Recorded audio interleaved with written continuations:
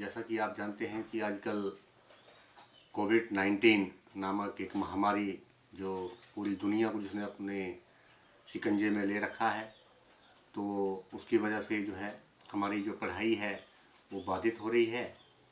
तो हम अपनी पढ़ाई को कंटिन्यू रखें ताकि बच्चों का जो लर्निंग स्तर है, ठीक है, उसको हम कायम रख सकें। उसके लिए मैंने एक छोटा सा प्रयास किया है ताकि आप जो है वो कुछ नॉलेज जो है गेन कर सकें, प्राप्त कर सकें। तो बच्चों, आज हम विज्ञान का पहला पाठ पढ़ेंगे जिसका नाम है रासायनिक समीकरण तथा रासायनिक अभिक्रिया।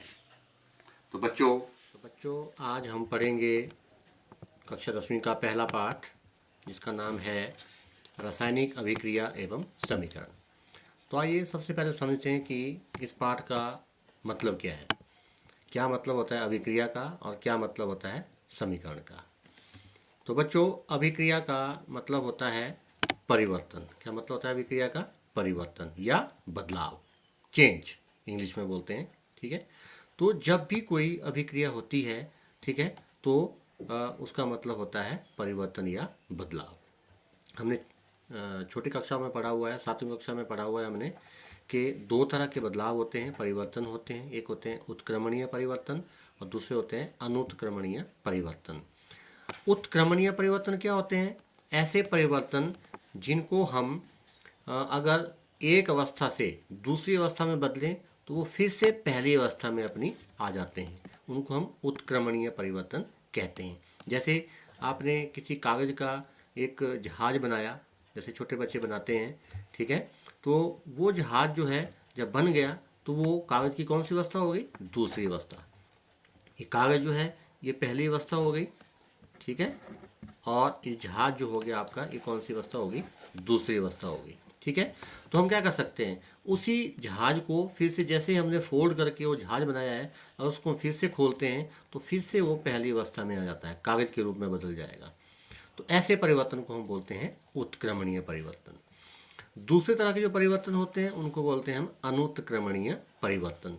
जैसे बच्चों हमने एग्जाम्पल देखते हैं, बहुत ही अपने घर से हमने लिया हुआ एक एग्जाम्पल है, दूध से दही का बनना।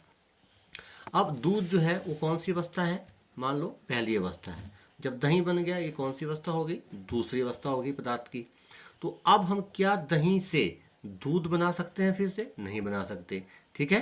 तो ऐसे परिवर्तन जिनमें हम दूसरी अवस्था को पहली अवस्था में नहीं ला सकते, ठीक है, उनको हम बोलते हैं अनुत्क्रमणीय परिवर्तन। समझिए बात कह रहे हैं, ठीक है। बहुत सारे एग्जाम्पल आप उत्क्रमणीय और अनुत्क्रमणीय परिवर्तन के ला सकते हैं। तो जो भी अभिक्रिया, जब भी कोई अभिक्रिया होती है, ठीक है, तो उसमें जो है उत्क्रमणीय और अनुत्क्रमणीय परिवर्तन हो सकते हैं, ठीक है। अब देखिए बच्चों, दूसरा क्या है कि जो आपकी रासायनिक अभिक्रिया, तो रासायनिक अभिक्रिया की क्या परिभाषा हुई? जब भी दो या दो से अधिक पदार्थ आपस में मिलते हैं, समझा की बात की नहीं? ठीक है, ठीक है कि नहीं, है ना, तो एक नए पदार्थ का निर्माण करते हैं तो हम कह सकते हैं कि क्या हुई? अभिक्रिया हुई है। समझा की बात की नहीं? ठीक है। तो रासायनिक अभिक्रिया के कुछ लक्षण और गुण भी होते हैं भाई, ठीक है। वो क्या क्या लक्षण या गुण होते हैं? देखो, एक होता है आपका, पहला होता है रंग में परिवर्तन।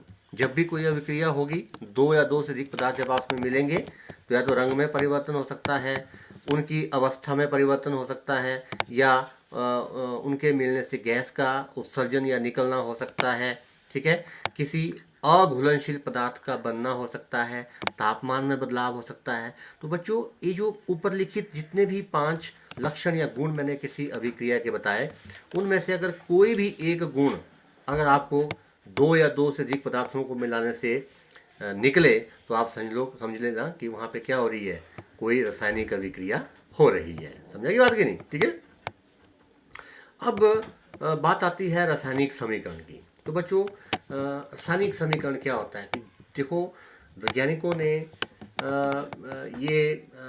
उनके दिमाग में ये सोच आई, ठीक है, कि किसी अभिक्रिया को अगर हमने दर्शाना है लिखित रूप में, ठीक है, मौखिक रूप में तो हम बता रहे हैं, लेकिन अगर हमने लिखित रूप में किसी रासायनिक अभिक्रिया को दर्शाना है तो हम कैसे दर्शाएं।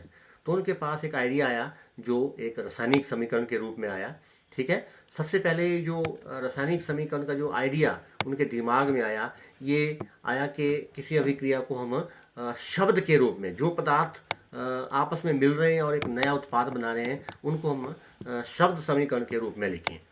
जैसे हम लिख रहे हैं, यहाँ पे हम लिख रहे हैं कार्बन को हमने हिंदी में लिखा, जमा ऑक्सीजन को हिंदी में लिखा, और उसके बाद जो उत्पाद बना कार्बन डाइऑक्साइड गैस। देखो बच्चों, यहाँ पे गैस निकल रही है, तो वहाँ पे हमने रासायनिक अभिक्रिया के गुण में भी पढ़ा कि अगर गैस निकले तब भी हम कहेंगे कि रासायनिक अभिक्रिया हो रही है, ठीक है।